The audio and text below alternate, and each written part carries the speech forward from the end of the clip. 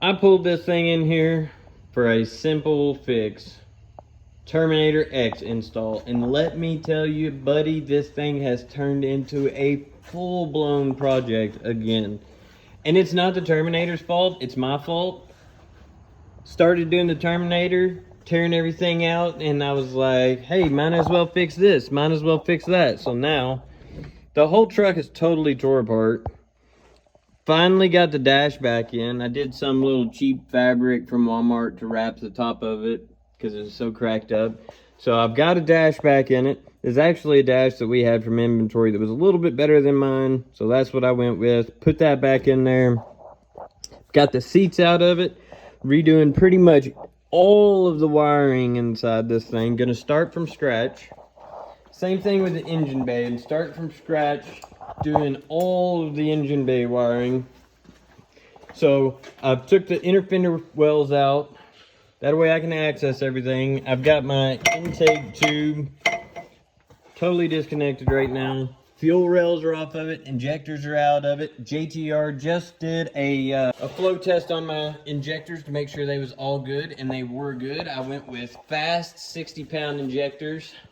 I think the part number is 306000 or something like that. So I've got to do the injectors. I got to do the fuel rails. I actually got this manual fuel pressure regulator. Bought it off of Drift HQ. So I'm going to have a manual fuel pressure regulator on there. Probably going to mount that on the firewall. Going to be running my stock fuel rails. Actually, speaking of stock fuel rails, this is the stock fuel pressure regulator. It's vacuum regulator. I've actually got a plug that goes in this. I don't know where that's at right now. I've got a mess of everything, but I've got a plug to block this off. And from Low Dollar Motorsports, I've got a sensor to go on right there to connect to the Holley system because it wants to know the fuel pressure. There's the Terminator X itself. Little 3.5 inch screen. Speaking of the 3.5 inch screen, where am I going to mount that? Bryce has been talking to Car Change 3D, and we're going to mount it right here on the headlight switch. Let me find you a better example. Dun, dun, dun, dun. Here we are. This is, first off, this is my mess in the bed with all kinds of parts from this truck.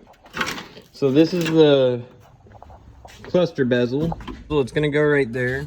Headlight switch is going to go right here.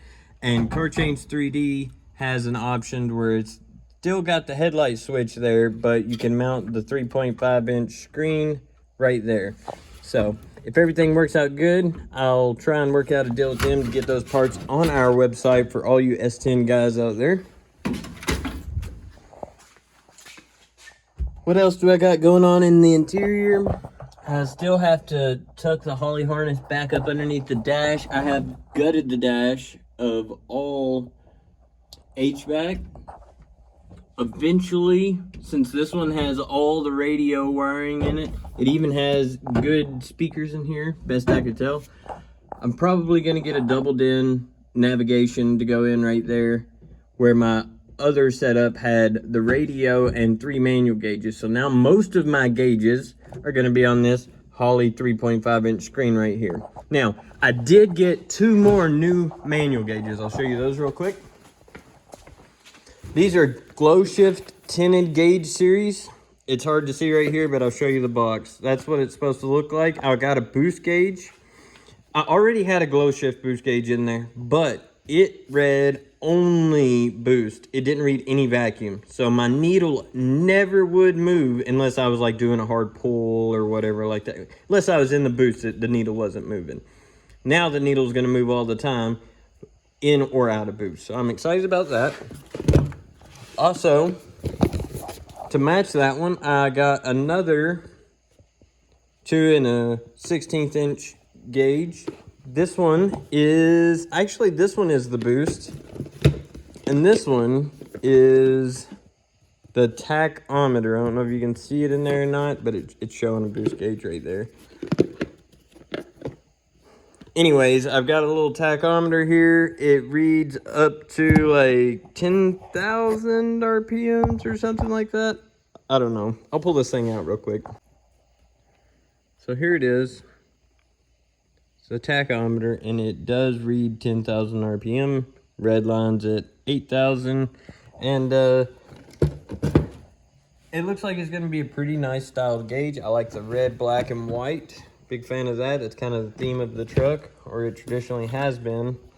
This is the LS factory fuel rail pressure sensor from Low Dollar Motorsports. So essentially, now I've just got to button a few things up. There is one more thing I want to show you. Jeremy Fields brought these in the other day, and I bought them from him. These are 4th generation Trans Am black leather seats. Oops. They have the black perforated leather right there, which matches the wrap that I did on the dash. These are gonna look cool in there.